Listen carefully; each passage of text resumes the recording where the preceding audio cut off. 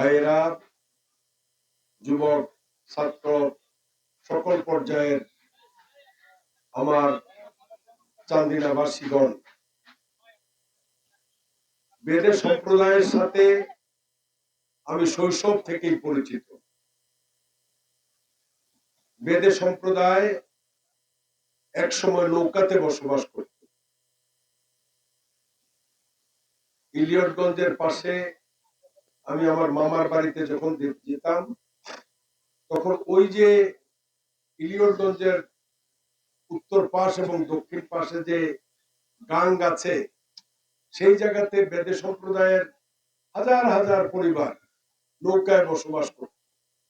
আর আমাদের চান্দিনায় এই যে হারিখোলার একটু একটা বিরাট খাল ছিল, এই জায়গাতেও তাদের বসবাস ছিল। বিভিন্ন জায়গায় নদীমাতৃক দেশে তারা নৌকায় করে বসবাস করতেন।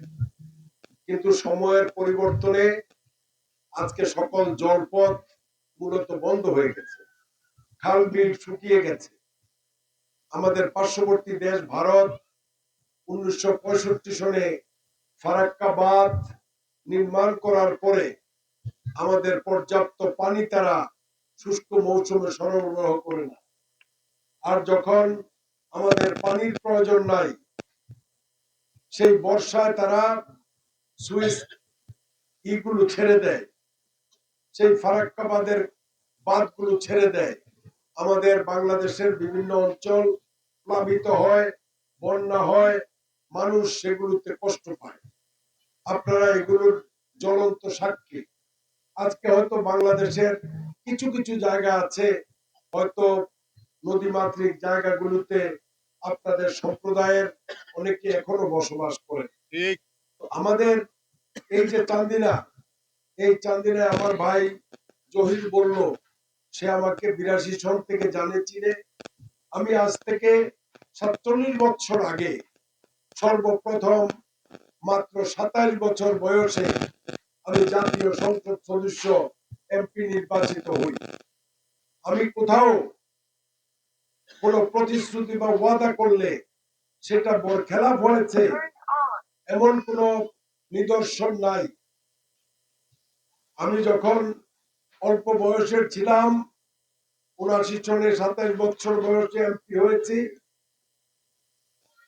আমাদের চান্দিনার সবচেয়ে বৃহত্তম ঈদের নামাজের জায়গা মোকামবাড়ি, এই মোকামবাড়িতে প্রতিশ্রুতি দিয়েছিলাম যে আমি এই বছর থেকে চান্দিনায় একটা কলেজ নির্মাণ করব, এবং আজকে বাংলাদেশের সবচেয়ে বড় প্রাইভেট কলেজগুলোর মধ্যে আমার এই রেদওয়ান আহমেদ কলেজ সবচেয়ে বড়। সেটা আমার নির্বাচনী প্রতিশ্রুতি ছিল না। আমি চিন্তা করেছি এই চান্দিনা আমার থানা, শুধু চান্দিনায় যারা বসবাস করে তারাই চান্দিনার লোক না। চান্দিনার 13টি ইউনিয়ন, একটা পৌরসভা, সবাই চান্দিনাবাসী। এই যে কলেজ, এটা শুধু একটা গ্রাম বা পাড়ার লোক উপকৃত নয়, সকলেই আমরা উপকৃত। এইভাবে চান্দিনার বিভিন্ন জায়গাতে আমি 3টি কলেজ, 7টি হাই স্কুল, 2টা বালিকা বিদ্যালয় এবং অনেকগুলো প্রাথমিক বিদ্যালয় নিয়ে মোট 35টি প্রতিষ্ঠান আমি আমার নিজের অর্থবিত্ত দিয়ে জায়গা ক্রয় করে, ঘর দুয়ার তৈরি করে, দালান কোঠা তৈরি করে এই প্রতিষ্ঠানগুলো আমি জনমানুষের জন্য উপহার দিয়েছি, উৎসর্গ করেছি। আপনাদের যে দাবি, আমার ইচ্ছা থাকলেও প্রতিশ্রুতি দিতে পারবো না, কারণ নির্বাচনী একটা বিধিমালা আছে। এই বিধিমালায় আমি যদি কোথাও এমপি নির্বাচিত হলে এটা করব সেটা করব বলি, তাহলে এটা নির্বাচনী বিধিমালা বহির্ভূত হবে। সেই জন্য আপনাদের অবস্থা আমি দেখে গেলাম। আল্লাহ আমাকে যদি নির্বাচিত করে, তাহলে আপনাদের বিভিন্ন সমস্যার কিভাবে সমাধান হবে সেইটুকু আমি প্রত্যক্ষ করে দেখে গেলাম। আপনাদের সামনে উপস্থিত হয়ে আপনাদের অসুবিধাগুলো অনুধাবন করলাম। আমার জীবনে আমি জনমানুষের কল্যাণের জন্যই জন্ম নিয়েছি। আমি জীবনে যা করেছি জনমানুষের কল্যাণের জন্যই করেছি। চান্দিনা থানার যোগাযোগ ব্যবস্থা, চান্দিনা থানার শিক্ষা ব্যবস্থা, চান্দিনা থানার মানুষের, চান্দিনা উপজেলার মানুষের সামাজিক পরিবর্তন, অর্থনৈতিক পরিবর্তন, সকল কিছুর জন্য আমি কিছু না কিছু অবদান রাখতে চেষ্টা করেছি। আপনারা আজকে এখানে কি কোনো অসুবিধা?